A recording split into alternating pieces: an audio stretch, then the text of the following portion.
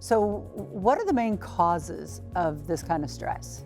Yeah, it's really interesting that stress has both this very personal nature while also, there are many trends out there that we know about. Personally, though, things that trigger stress for me may not for someone else. So I think it's valuable for each of us to learn, as an employee, as an individual, what are the things that create this physiological effect of me feeling overwhelmed and feeling stressed. And in the research, there are some trends about what are the most common stressors. And we know there are three main role stressors that occur in most occupations.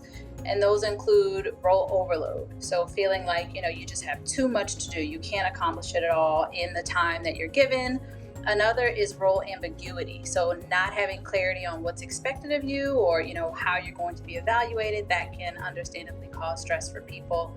And then also role conflict. And that is when I'm asked to do kind of conflicting things. It's kind of like when we feel, I'm expected to be in two places at once and that's not possible. So those are the most common stressors we see in organizations. And there might be some people saying, well, I've felt some of those, but at what point does it really become a health concern?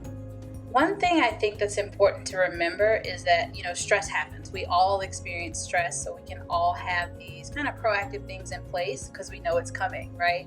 But when I would say we really need to step in and understand that there may be an issue is when A, these things become chronic, and B, when we start to see symptoms of burnout. And burnout looks like emotional exhaustion, right? Like waking up tired every day, feeling completely drained at the end of your workday.